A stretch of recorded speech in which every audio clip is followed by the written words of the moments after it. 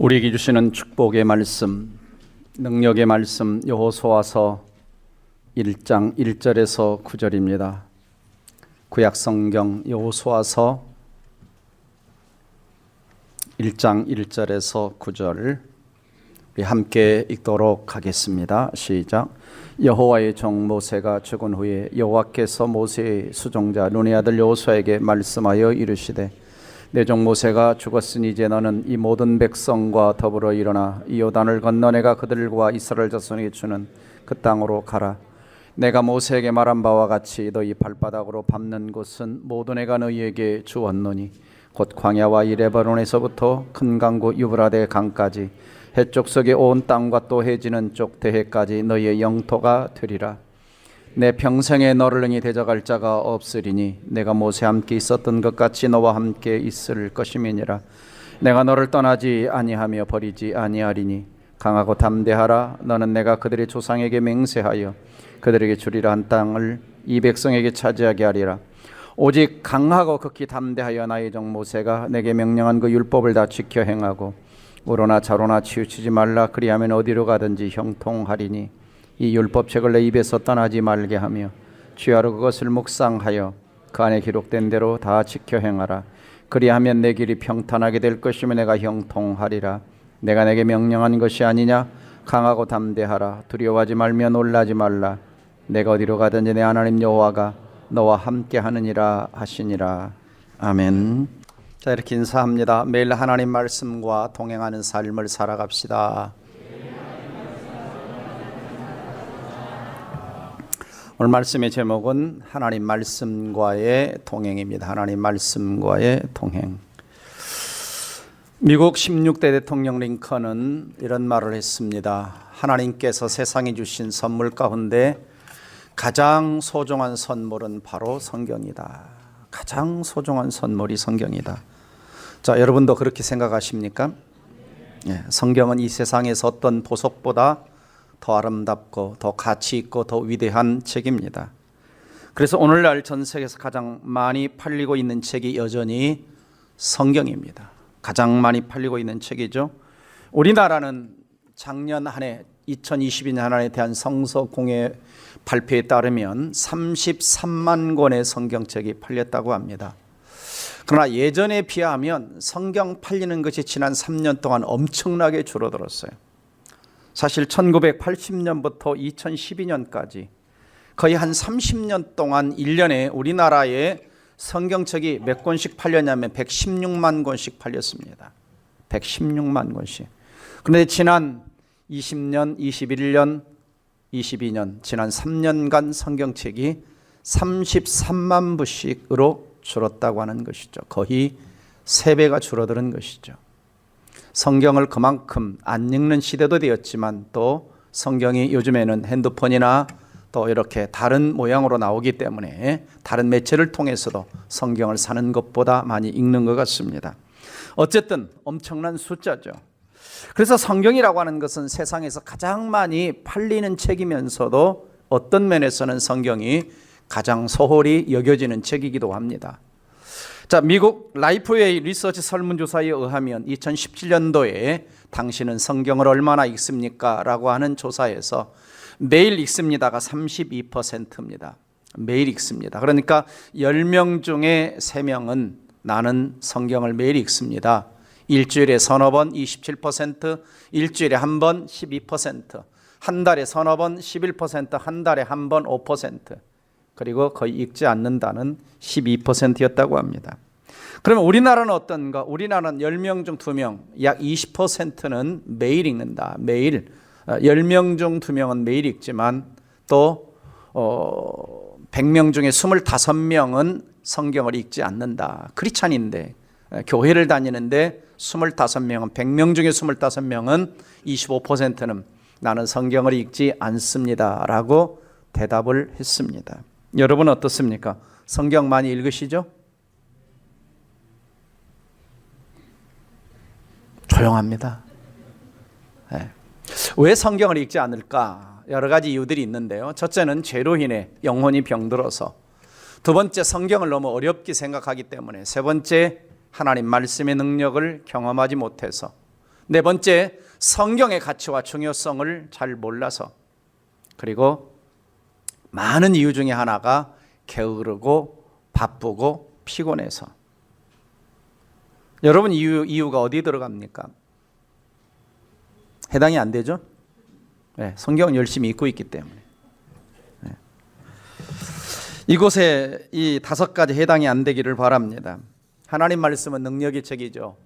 우리 같이 한번 히브리서 4장 12절 읽어봅니다. 시작. 하나님 말씀은 살아있고 활력이 있어 좌우의 날선 어떤 검보다도 예리하여 혼과 영과 및 관절 홀수를 찔러 쪼개기까지 하며 또 마음의 생각과 뜻을 판단하나니. 엄청난 말씀의 능력이죠. 내 생각을 압니다. 마음의 생각도 압니다. 네. 살아있어서 일을 하고 있습니다. 움직이고 있어요, 이 말씀이. 그래서 이 말씀을 좀 사랑하는 한 해가 되기를 주의 이름으로 축원합니다. 오늘 성경 말씀을 보면 하나님이 여호수아에게 사명을 주십니다. 여호수아, 너는 이스라엘 백성들을 데리고 가나안 땅을 정복해서 들어가라. 그런데 그 일이 형통하기 위해서 네가 해야 될 일이 하나 있다면 이 율법책의 말씀을 부지런히 읽고, 그리고 두 번째는 취하로 묵상하고, 세 번째는 다 지켜 행하라. 그리하면 너희 길이 평탄할 것이고 내가 형통하리라. 하나님의 약속의 말씀의 내용이 오늘 본문의 핵심입니다. 특별히 2절 말씀 보면 하나님이 사명을 주시죠. 이제 너는 내 종 모세가 죽었으니, 그래서 내 종 모세가 죽었으니 이제 너는 이 모든 백성, 이스라엘 백성들이죠, 약 300만 명이 된 이스라엘 백성과 더불어 일어나서 이 요단강을 건너서 내가 그들 곧 이스라엘 자손에게 주는 그 땅, 약속의 땅, 젖과 꿀이 흐르는 땅, 그 땅으로 들어가라, 그 땅으로 들어가라 라는 사명을 하나님이 주셨습니다. 이 사명을 받은 이 여호수아의 마음에 커다란 부담감, 두려움, 이런 것들이 마음에 생겨나기 시작을 했어요. 전에는 모세라고 하는 엄청난 하나님과 대면하여 일했던, 엄청난 능력을 행했던 그 지도자를 따라서 그냥 가면 됐는데, 이제는 자기가 모든 걸 앞장서서 모든 걸 판단하고 결정하고 이끌고 그 수많은 백성들의 생명을 책임져야 되는 그러한 사명의 자리에 있게 된 거죠. 부담감, 두려움이 있었습니다. 자, 여러분, 금년에 여러분은 어떤 사명을 가지고 새해를 출발하셨습니까? 어떤 꿈을 가지고, 어떤 비전을 가지고? 그리스도인들은 막연하게 삶을 출발하시면 안 됩니다. 꿈이 있어야 되죠. 비전이 있어야 되죠. 그냥 달력이 한 장 넘어갔구나, 한 살 더 먹었구나, 죽을 때가 가까웠네, 이렇게 하는 것이 아니라 새 꿈을 가지고, 새로운 꿈을 가지고 매년 내게 주신 하나님의 비전을 향해서 우리는 또 도전하고 또 도전하고 또 도전하는 것이 크리스찬의 삶입니다. 자, 그러면 어떻게 이 여호수아가 이 부담감 있는 이 사명을 감당할 수 있었을까? 첫 번째는 함께 하시는 하나님을 철저하게 신뢰하라라고 하는 겁니다. 5절에 보면은 엄청난 하나님의 약속이 있습니다. 5절 다 같이 읽어봅니다. 시작. 내 평생에 너를 능히 대적할 자가 없으리니 내가 모세와 함께 있었던 것 같이 내가 너와 함께 있을 것임이라. 내가 너를 떠나지 아니하며 버리지 아니하리니. 자, 가만히 말씀을 보면 엄청난 동행의 약속이 있는데 3가지 약속이 말씀에 들어 있습니다. 평생에 너를 능히 대적할 자가 없게 해주겠다. 와, 평생에 너를 능히 대적할 자가 없게 해주겠다. 엄청나죠? 두 번째, 모세와 함께 있었던 것 같이 너와 함께 있어주겠다. 그리고 내가 너를 떠나지 않고 버리지 않겠다. 이런 가만히 생각해 보면 정말 어마어마한 동행의 약속입니다. 어마어마한 동행의 약속이죠. 특별히 구체적으로 모세와 함께 있었던 하나님은 어떤 하나님이냐? 강대국 애굽의 속박에서 애굽을 초토화시키면서 건져내신 하나님입니다. 홍해 앞에 왔을 때 홍해를 마른 땅처럼 건너게 하시면서 이스라엘 백성들을 건져주신 하나님이죠. 40년 동안 광야를 살면서 농사 한 번 짓지 않고 옷 사 입지 않았지만 병원 가지 않았지만 그들의 생명을 지켜주시고 입을 옷을 닳지 않도록, 신발이 닳지 않도록 특별한 섭리 가운데 날마다 하늘에서 만나와 메추라기를 내려주시고, 그리고 목마르면 반석을 터쳐서라도 생수를 마시게 하시는 어마어마한 하나님입니다. 하나님이 너를 능히 대적할 자가 없게 해주시겠다고 약속하셨고, 모세와 함께 있었던 것 같이 함께 해주시겠다고 약속하셨고, 그 다음에 너에게 너를 떠나지 않고 너를 버리지 않겠다고 하나님이 약속해 주셨어요. 여러분, 누군가 여러분에게 이런 약속을 해준 사람이 있습니까? 금년 살아가는 데 있어서 하나님 백성들에게 이 하나님 한 분이면, 그 다음 대답해 보세요. 2부 때는 또 바로 나오네요. 따라서 합니다. 하나님 한 분이면 충분합니다. 이 하나님 한 분이면 충분하다는 겁니다. 금년에도 여러분에게 우리가 이 하나님이 동행의 약속을 해주실 줄 믿습니다. 이 말씀은 여호수아에게만 해당된 말씀이 아닙니다. 이스라엘 백성에게만 해당된 말씀이 아니에요. 기록하여 오늘 우리에게 이 말씀을 주신 것은 오늘 나에게, 이 자리에 계신 여러분에게 해당되는 말씀입니다. 하나님께서 나는 너의 하나님이다. 내가 너와 함께하겠다. 너의 앞길을 인도해 주겠다. 나는 너를 돕는 자다. 나는 너의 방패와 산성이다. 나는 너의 구원의 뿌리다. 주님이 오늘 또 약속하고 계시는 줄 믿으시기를 주의 이름으로 축원합니다. 중요한 것은 뭐냐? 내가 이 하나님을 정말 신뢰하느냐는 거예요. 하나님의 엄청난 약속이 있어요. 근데 내가 그 하나님을 믿고 의지하느냐는 거예요. 그건 다른 문제입니다. 성경의 약속과 성경의 하나님은 변함이 없는데, 내가 과연 하나님을 얼마나 믿고 붙들고 의지하고 신뢰하고 그 하나님만 쳐다보며 가느냐라고 하는 거예요. 자, 여러분, 하나님이 여러분과 함께 하심을 믿습니까? 안심입니다. 안심. 그 하나님을 향해서 날마다 믿습니다, 의지합니다, 바라봅니다, 이런 고백하며 사십니까? 조금 더 안심입니다. 그렇죠. 그래서 믿는 사람은, 이 하나님 믿는 사람은 도전하게 돼 있어요. 모험하게 돼 있어요. 용기를 갖게 돼 있어요. 힘이 나는 겁니다. 그래서 여호수아에게 필요한 것은 뭐냐? 신뢰예요. 신뢰. 자, 3절 4절에서 또 뭐라고 약속해 주시느냐? 내가 모세에게 말한 바와 같이 너희 발바닥으로 밟는 곳을 내가 너희에게 주었노니, 발바닥으로 밟는 곳을 내가 너희에게 주었노니. 주었다 그럽니다. 아직 안 밟았어요. 아직 성취 안 했어요. 근데 하나님이 이미 주셨다 그럽니다. 하나님이 주셨다. 어디서부터? 너희가 밟는 그 광야에서부터. 그리고 저 위에 레바논, 레바논, 시리아 옆에 레바논 아시죠? 레바논 바로 옆에 시리아, 그 밑에가 이스라엘, 그 다음에 이스라엘 건너편 쪽이 요르단, 요르단 밑에가 이집트, 그리고 또 저쪽 위에 레바논, 시리아 위쪽으로 쭉 돌면 거기가 유브라데강. 주겠다는 겁니다. 여러분, 아직 안 들어갔어요. 아직 안 밟았어요. 아직 정복 안 했어요. 근데 이 세상에 누가 우리에게 찾아와서 그 땅 주었다, 그 땅 정복했다, 너희가 이겼다, 누가 이렇게 약속해 줄 수 있습니까?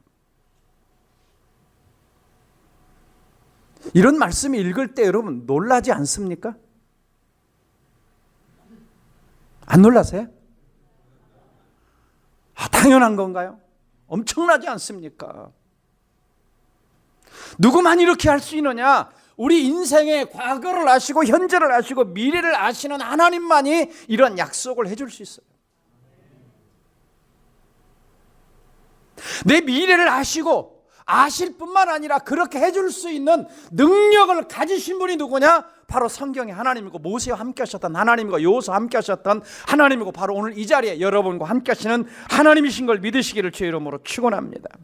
엄청나죠, 엄청. 바로 그분이 우리 하나님이고 우리 아버지인 걸 믿으시기를 주의 이름으로 축원합니다. 그래서 첫째는 나와 함께 하신 하나님을 믿고 금년 한 해도 달려가는 거예요.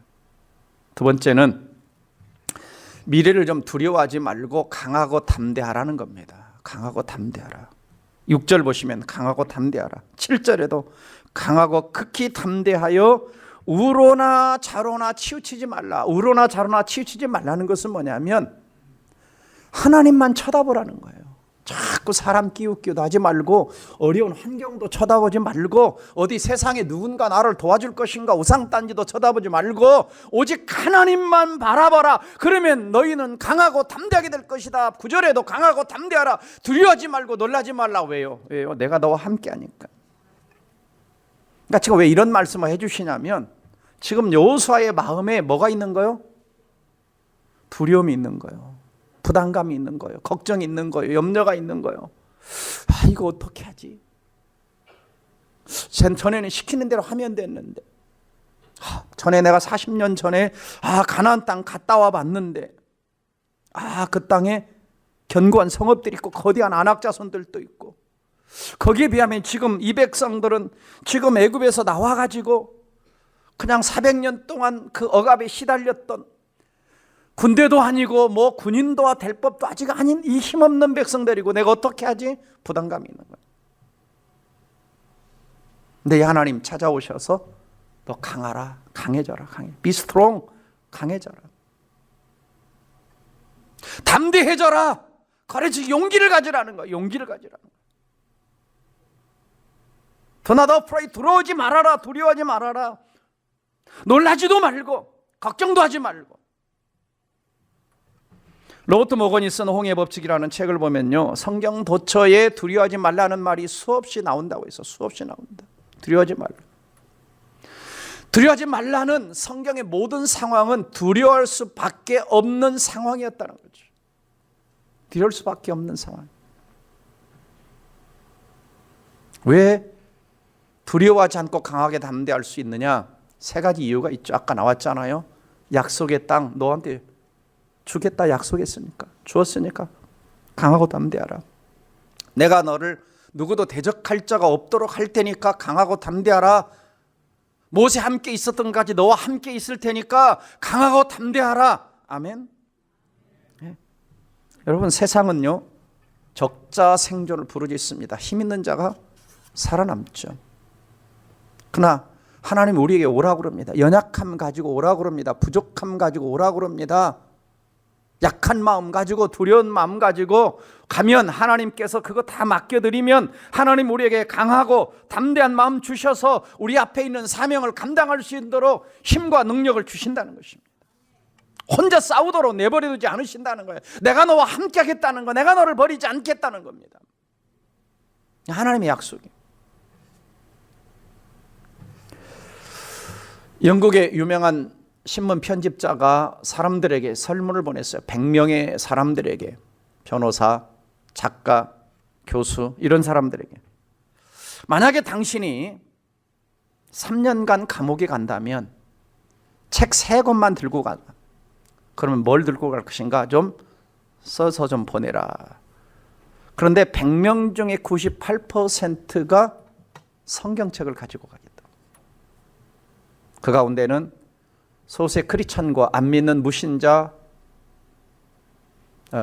불신자, 무신론자 이런 사람들이 대부분이었는데도 불구하고 그들은 뭘 가지고 가겠다 그러냐면 성경을 가지고 가겠다. 왜요? 그만큼 성경은 우리에게 뭘 줍니까? 힘과 용기와 능력을 주는 거죠. 그래서 우리나라에도 이 교도소마다 늘 집어 넣어주는 것이, 죄수들에게 집어 넣어주는 게 뭔지 아세요? 성경책입니다. 성경책이요.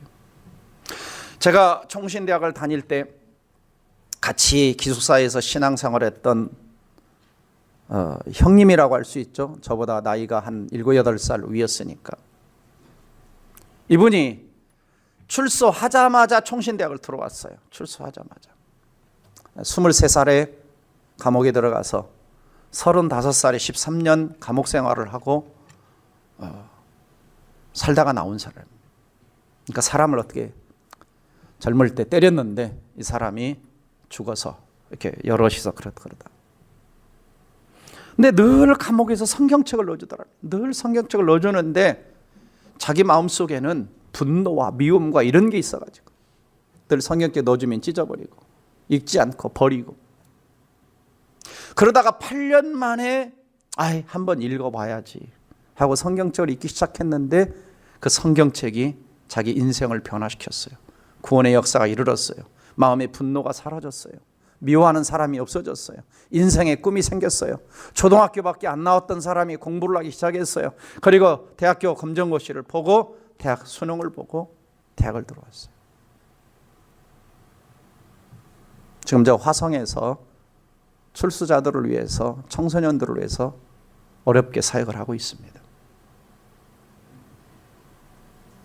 말씀은 사람의 인생을 바꿀 뿐만 아니라 용기와 힘을 주는 겁니다. 그래서 우리는 내가 힘을 잃을 상황, 어려운 상황, 힘든 상황 되면 어디로 달려가야 되느냐? 옆에 쳐다보세요. 옆 사람한테 달려갑니까? 남편한테 달려갑니까? 아내한테 달려갑니까? 아니요. 그리스도인들은 말씀으로 달려가는 거예요. 말씀을 묵상하면 말씀이 나도 모르게 힘주기 시작합니다. 용기를 주기 시작합니다. 담대함 주기 시작합니다. 도전하는 마음 주기 시작합니다. 자신감을 주기 시작합니다. 새 힘을 주시기 시작하는 거예요. 말씀으로 달려가야 돼요. 말씀으로. 그러면 담대함이 생기는 겁니다. 힘이 생기는 거예요. 마지막 세 번째는 어떻게 우리에게 사명을 감당할 수 있느냐? 하나님 말씀과 동행하라는 거예요. 자, 8절 다 같이 읽어봅니다. 이 말씀을 좀 금년에 암송하시기를 바랍니다. 같이 읽습니다. 시작. 이 율법책을 내 입에서 떠나지 말게 하며 주야로 그것을 묵상하며 그 안에 기록된 대로 다 지켜 행하라. 그리하면 내 길이 평탄하게 될 것이며 내가 형통하리라 그랬어요. 자, 여러분 먼저 하나님 나라를 구하라고 그랬잖아요. 금년 표어가. 그럼 하나님 나라를 구하라는 것은 뭐냐? 하나님을 구하는 거예요. 하나님을 구하는 것은 곧 뭘 구하는 거냐? 말씀을 구하는 거예요. 왜? 하나님 말씀이 곧 하나님이신 거예요. 그러니까 말씀과 동행하라는 거예요. 말씀과 동행하는 것이 먼저 하나님을 구하는 거예요. 말씀과 그러면 동행하는 삶을 살기 위해서 우리가 어떻게 해야 되느냐? 가장 첫 번째 하나님 말씀을 매일 읽으라는 겁니다. 자, 8절 보면 이렇게 나와 있죠. 이 율법책을 내 입에서 떠나지 말게 하며 그랬어요. 율법책은 하나님 말씀이죠. 입에서 말씀이 안 떠나야 돼요. 그러니까 하나님 말씀을 계속해서 읽으라는 겁니다. 하나님 말씀을 계속해서 읽고 암송하라는 거예요. 자, 여러분 작년에 성경 일독하신 분들 해보세요. 야, 제가 보니까 한 31% 했어요.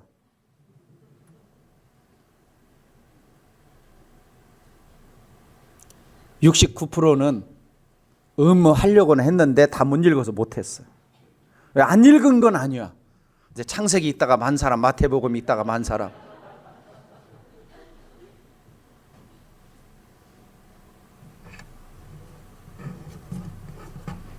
자, 매일매일 읽으라는 거예요.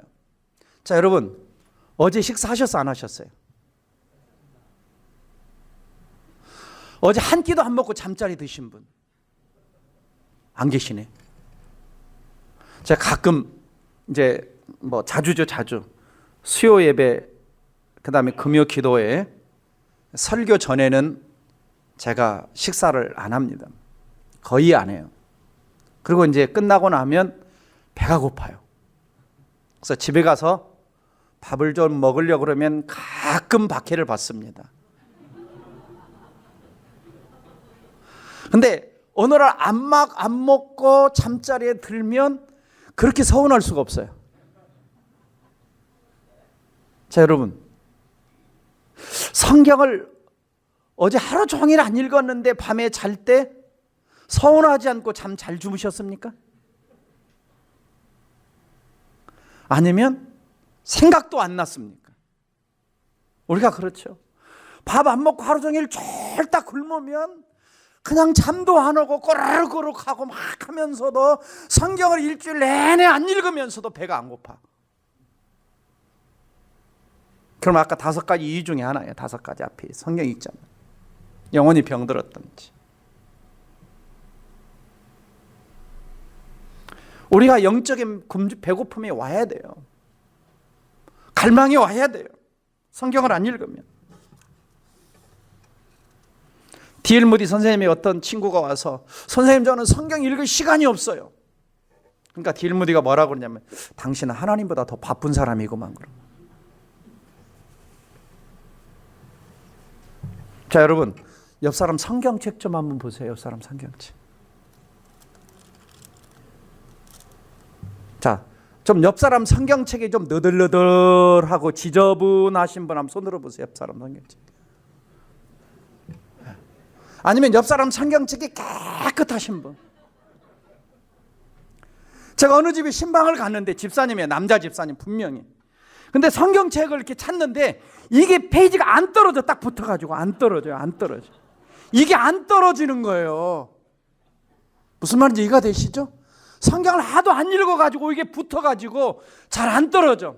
분명히 제가 구약을 이야기했는데 신약에서 막 찾고 있어 또. 말 안 해도 무슨 말인지 알겠죠? 집사님.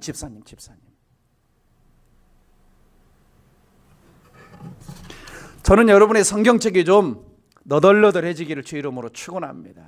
성경책이 너덜너덜하다는 건 뭐냐면 내가 말씀을 사모하는 사람이라는 거예요. 하나님을 갈망하는 사람이라는 거예요. 내가 무슨 일이 있으면 말씀 속에서 길을 찾고 말씀 속에서 힘을 얻고 말씀 속에서 답을 찾는 사람이라는 게, 그래서 여러분 그리스도인들은 성경책을 좀 자주 읽어가지고 몇 년 만에 한 번씩은 성경책을 바꿀 정도로 좀 떨어져야 돼요. 저도 한 3, 4년 만에 성경책을 한 번씩 바꿉니다. 왜냐면 몇 년 지나면 이게 다 떨어져요. 이게 다 떨어져. 지금 또 떨어지기 시작을 했어요.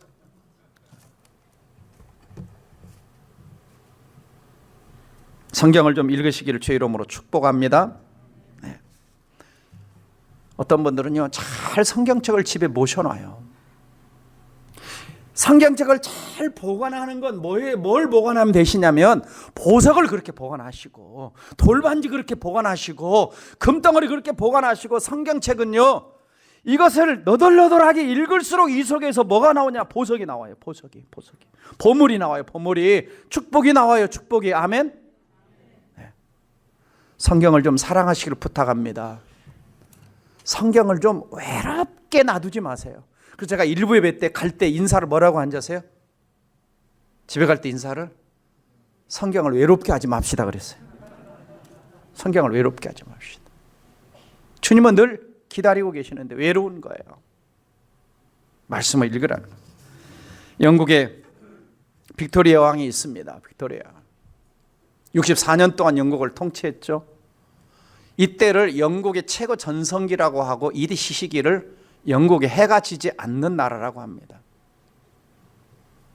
여왕이 될 때 싱글이었는데요, 처녀였는데 여왕이 되자마자 뭐 했냐? 가장 먼저 한 일이 성경책 펴놓고, 주여 제가 하나님 말씀대로 다스리기를 원합니다. 언제나 말씀으로 저와 함께 하소서 하고 성경을 읽으며 나라를 통치했다고 합니다. 여러분, 성경은 인생 사용 설명서입니다. 인생 사용 설명서예요. 제가 지난 주간에 새로운 물건 하나를 샀어요. 실내용 자전거. 그래서 제가 설명서를 보고 다 그걸 조립을 하고, 그리고 계기판을 어떻게 하는지, 발판을 어떻게 받고 몇 단 이렇게 조절하는지, 그래가지고 열심히 타고 있습니다. 근데 아직 50km밖에 못 탔어요. 네. 열심히 타고 있는데 설명서를 자세히 읽어보는 거예요. 설명서를 안 읽어보면 그걸 잘 사용할 줄도 모르고 사용하다가 고장날 수도 있고 또 오작동이 될 수가 있는 거예요. 성경 안에는, 이 말씀 안에는 내 인생이 어떻게 하면 복을 받을 건지, 어떻게 하면 행복할 건지, 어떻게 하면 부부가 잘 살 건지, 어떻게 하면 사업의 형통이 임할 건지, 복의 복이 임하는 건지, 지경이 넓어지는 건지, 어떻게 하면 장애물들을 물리치는지, 어둠의 영을 물리치는지, 어떻게 하면 인간관계를 사랑하고 용서하며 사는 건지, 이 안에 사용 설명서가 다 들어있음을 믿으시기 바랍니다. 아멘. 그렇죠? 하나님 말씀은 성령의 감동으로 된 것으로 교훈과 책망과 바르게 함과 의로 교육하기에 유익하니 그랬어요. 유익한 책입니다. 대단히 유익한 책이에요. 그래서 인생 사용 설명서인 성경을 많이 읽으시기를 주의 이름으로 축원합니다. 그래서 성경은 금전적 가치가 있어요. 금전적 가치. 자, 시편 19편 9절 10절 읽어봅니다. 시작. 여호와를 경외하는 도는 정결하 영혼까지 이르고 여호와의 법도는 진실하여 다 의로우니 금 곧 많은 순금보다 더 사모할 것이며 꿀과 송이꿀보다 더 달도다. 여러분 금 좋아하시죠? 안 좋아하는 것처럼 이렇게 이야기 되겠네요. 다시 말씀드리겠습니다. 여러분 돈 좋아하시죠? 조금 더 실제적이죠. 근데 그것보다 더 사모해라 그럽니다. 그것보다 더 사모해라. 꿀 좋잖아요. 근데 꿀보다 더 사모해라. 더 가치가 있다. 왜냐하면 말씀에는 죽은 자도 살아나고 병든 자도 고침받고 없던 능력도 나타날 수 있기 때문입니다. 두 번째, 효력의 가치가 있어요. 같은 이야기지만 자, 시편 119편 98절에서 100절 읽어봅니다. 시작. 주의 계명들이 항상 나와 함께함으로 그것들이 나를 원수보다 지혜롭게 하나이다. 내가 주의 증거들을 읊조림으로 나의 명철함이 나의 모든 스승보다 나으며 주의 법도들을 지킴으로 나의 명철함이 노임보다 나으니. 원수가 탁 오는데 어떻게 전략을 짜야 될지. 근데 말씀은 원수보다 지혜롭게. 내 스승이 계세요. 스승보다 더 명철하게 똑똑하게 인생의 경험 많은 노인보다 더 똑똑하게 해주는 것이 말씀이다 그럽니다. 말씀이다. 옛날 어르신들 보면요, 저희 어머니 시대에, 일제 시대에 학교도 제대로 못 다니셨어요. 글씨도 모르셨어요. 근데 글씨를 어떻게 터득하셨냐? 저희 어머니를 보면 성경 읽으면서, 그리고 말씀하시는 거 보면 참 지혜로우세요. 안 배우셨는데 어디서 나왔느냐? 말씀에서. 여러분 말씀을 사랑해서 똑똑한 분들이 되시기를 주의 이름으로 축원합니다. 그래서 말씀을 읽으라는 거예요. 읽으라는 거예요. 금년에도 여기 딱 이거 붙이셨죠? 지난주 나눠드린 거. 옆 사람 확인 좀 하세요. 확인 좀. 붙였는지 좀 확인 좀 하세요. 이게 초등학생처럼 가르쳐야 돼요. 가르쳐야 돼요. 붙였. 연초에는 가르쳐야 돼요. 이게 붙이고, 저도 새로 붙였거든요. 이제 지금쯤 이제 한 창세기쯤 읽어야 돼요.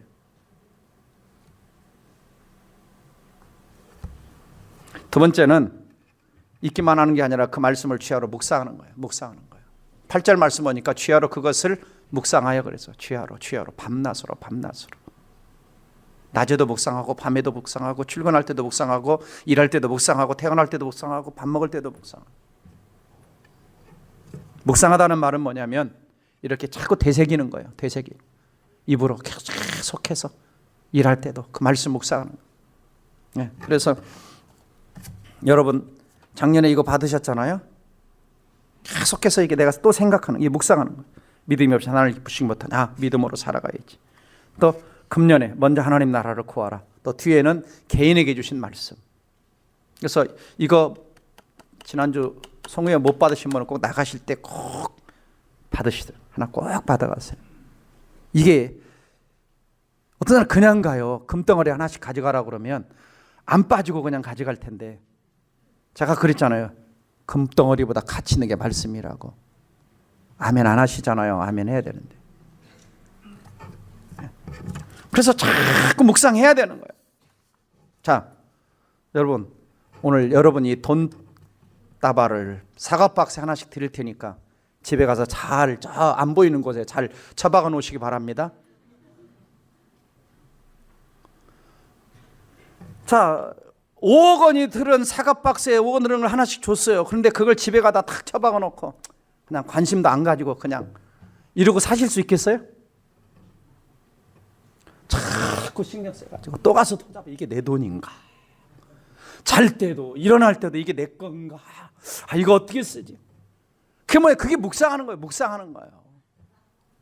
성경 속에 5억 원보다도 가치 있는 보물이 들어있다는 거예요. 아멘 아무도 안 하잖아요. 5억 원 줄 테니까 받으십시오. 그러면 아멘 할 텐데. 참말로. 제 얘기가 아니야. 성경이 아까 그랬잖아요. 정금보다 더 사모할 것이며 그랬잖아요. 꿀보다 꿀쑥이보다 더 달다 그랬잖아요.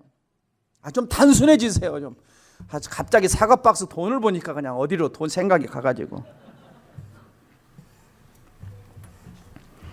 자, 미국의 심리학의 아버지라고 하는 윌리엄 제임스라고 하는 분이 27살에 정신병에 걸렸어요.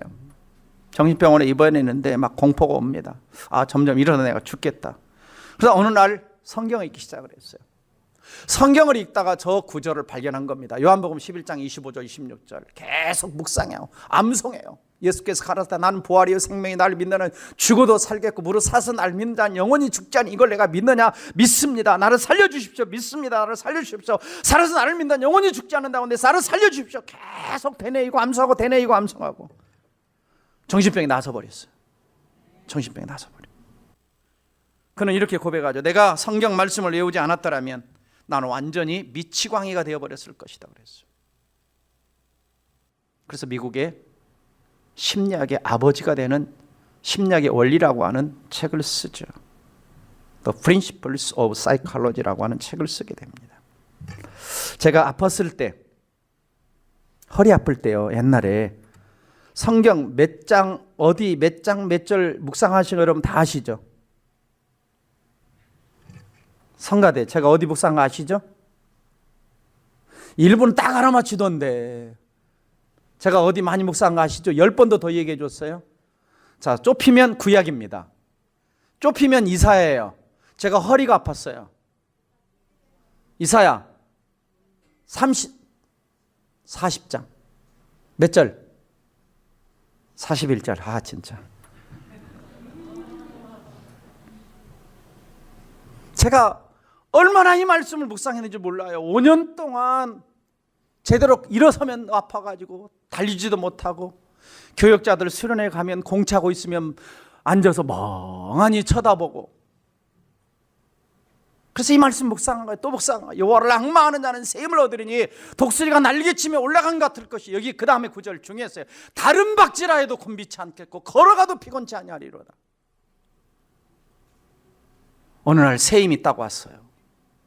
그리고 5년 만에 하나님이 아픈 허리 통증을 다 낫게 하시고 수술 안 받고 낫게 하시고 요즘도 아침 일어나면 허리가 거뜬합니다. 계속 이 구절은 저에게 ing 계속 유효해요. 계속 유효해요. 계속 묵상하는 거예요. 자, 우리 사업하시는 분들 금년 안에 붙들고 사업하는 아니면 여러분이 평생 붙들고 사업하는 하나님 말씀이 있습니까? 있으면 아멘 해보세요. 있어야 돼요. 사업하시는 분들이 있어야 돼요. 사람 머리로 하지 말고 말씀 붙들고 말씀 걸어놓고 말씀 암송하고 말씀 붙여놓고 하나님 말씀대로 내가 살아가겠사오니 축복해 주십시오. 인도해 주십시오. 도와주십시오. 그래서 말씀 뽑는 게 그냥 뽑는 게 아닙니다. 그 한 구절이라도 좀 붙들고 살아가라고. 묵상하고 살아가라고. 왜요? 우리 성도들의 삶이 형통하기를 원하니까, 복받기를 원하니까, 평탄하기를 원하니까. 마지막으로 하나님 말씀을 지켜 행하라는 겁니다. 순종하라는 거예요. 나의 종 모세가 내게 명한 율법을 다 지켜 행하라 그럽니다. 그 안에 기록된 대로 다 지켜 행하라 그럽니다. 사랑하라 그러면 사랑하고, 용서하라 그러면 용서하고, 전도하라 그러면 전도하고 하라는 거예요. 여호수아는 요단강 건너가. 네, 알겠습니다. 건너갑니다. 물 철철 넘치네. 건너갑니다. 여리고성 돌아. 네, 알겠습니다. 도는 겁니다. 땅 밟아. 땅 밟는 겁니다. 요한계시록 1장 3절 다 같이 읽어봅니다. 시작. 예언의 말씀을 읽는 자와 듣는 자와 그 가운데 기록하는 것을 지키는 자는 복이 있나니 때가 가까웁니다. 예언의 말씀은 성경이죠. 성경을 읽는 자와 여러분 오늘 읽으셨죠? 복 받으셨습니다. 듣고 계시죠? 복 받으셨어요. 이제 나가서 손발로 실천하면 더 큰 복이 임할 줄 믿습니다. 우리나라에서는 잘 정착하지 못하고 떠난 월마트라고 하는 회사가 있습니다. 샘 월튼이라고 하는 분이 1962년도에 창업을 하셨는데, 그의 창업할 때 성경에서 경영 철학을 발견해서 실천하고 복을 받았습니다. 1962년에 창업된 이 작은 할인점이 40년 만에 세계 최대의 할인점 월마트가 됐죠. 전 세계 1만 개가 넘는 지점들이 있습니다. 구멍가게가 아니잖아요. 큰 마트잖아요. 네. 한 해 매출이 5천억 달러가 넘을 정도로 조그만하게 말씀의 경영 철학을 가지고 시작을 했는데, 그래서 말씀을 통해서 세 가지 베이직 빌립, 세 가지 기본 신념, 그 세 가지가 뭐냐? 모든 사람을 존중하라, 고객에게 봉사하라, 최상을 지향하라. 다 어디서 나왔냐? 말씀에서 나왔다는 거예요. 그리고 10가지 경영 철학도 있어요. P31이라고 하는 책을 쓰신 하영록 회장도 미국에서 성경적 마인드로 주차 빌딩을 설계했는데 미국 건축계의 상도를 휩쓸었다고 합니다. 그분의 경영 철학은 뭐냐? 브랄버브, 잠언 31장. 잠언 31장을 경영 철학으로 삼은 거예요. 저는 우리 성도들이 여러분의 인생을 지탱해 주는 말씀을 한 구절 이상을 반드시 붙들고 살아가시기를 주의 이름으로 축원합니다. 해마다 붙드는 말씀이 있을 수가 있고요, 한평생을 나를 이끌어가는 말씀이 있을 수가 있어요. 동백선하게 목회 철학은 뭡니까? 요한복음 10장 10절이죠. 내가 온 것은 양으로 생명을 얻게 하고 더 풍성히 얻게 하려는 것이라. 이것은 계속해서 제가 묵상하고 모든 목회 철학에 적용하는 겁니다. 그리고 또 그때그때마다 어떤 일이 있고 어떤 계획이 있고 어떤 프로젝트가 있으면 말씀으로 돌려가서 그것과 관련된 말씀을 받아요. 그리고 말씀 붙들고 기도하는 겁니다. 그럴 때 하나님이 복을 주시는데, 어떤 복을 주시느냐? 평탄하게 해주시고 형통한 복을 주신다고 약속하고 계십니다. 8절 다 같이 읽어봅니다. 자, 한번 시작. 이 율법책을 내 입에서 떠나지 말게 하며 주야로 그것을 묵상하여 그 안에 기록한 대로 다 지켜 행하라. 그리하면 내 길이 평탄하게 될 것이라. 내가 형통하리라. 시편 1장 1절에서 3절에서도 이렇게 말씀합니다. 복 있는 사람은 악인들의 길을 따르지 않으며 죄인들에게 서지 않으며 오만한 자들의 자리에 앉지 아니하고 오직 여호와 율법을 즐거워하여 그의 율법을 취하로 묵상하는 자로다. 3절 다 같이 시작. 그는 시냇가에 심은 나무가 철을 따라 열매를 맺으며 그 잎사귀가 마르지 아니함 같으니 그가 하는 모든 일이 다 형통하리로다. 말씀을 주야로 묵상하는 자에게, 말씀 붙들고 살아가는 자에게 심은 나무가 철을 따라 사계절을 따라 때를 따라 열매를 맺고 하는 일이 형통하리로다. 제 말이 아닙니다. 하나님의 약속의 말씀입니다. 여러분, 말씀은요 무식하게 붙들 필요가 있어요. 말씀에 한번 말씀하면 그것 가지고 계산하지 마세요. 그냥 우직하게 믿는 거예요. 우직하게 요단강 어깨에 언약궤를 메고 내딛었던 제사장들처럼 내딛어 보는 겁니다. 하나님이 어떻게 일하시는가, 이 말씀대로 순종했을 때, 이 말씀대로 살았을 때 하나님이 어떻게 일하시는가 맡겨보는 거예요. 그게 믿음인 거예요. 그거 신앙생활인 겁니다. 아멘. 그래서 금년 한 해 여러분의 삶에 형통이 임하기를 바랍니다. 우리 하나님 여러분이 형통하기 원하세요. 오늘 말씀하고 있잖아요. 평탄하고 형통하기를 원하시잖아요. 부모는 자식이 형통하기를 원하잖아요. 목회자는 우리 성도들의 삶이 므낫세하고 에브라임하기 원하시잖아요. 알아들으셨어요? 지난주 설교. 므낫세 잊고 에브라임이 무슨 뜻? 한 주 됐는데 다 잊어버려요. 에브라임 창성하다, 번성하다, 형통하다. 금년 안에 에브라임 하시기를 제 이름으로 축복합니다. 30배, 60배, 100배 열매 맺기를 제 이름으로 축복합니다. 이게 목회자가 원하는 거, 여러분 자신도 원하시죠? 형통을 원하는 거예요. 말씀을 정리합니다. 더글라스 메가다가 이런 말을 했어요. 난 아무리 피곤해도 성경을 읽지 않고는 잠든 일이 없다. 여러분도 한번 실천해 보시기 바랍니다. 잠들기 전에 오늘 말씀을 묵상했는가, 매일 성경을 묵상했는가, 안 읽었다면 한 절이라도 읽고 잠드는 습관. 또 조지 워싱턴은 성경 없이 어떻게 바른 정치를 할 수 있겠느냐.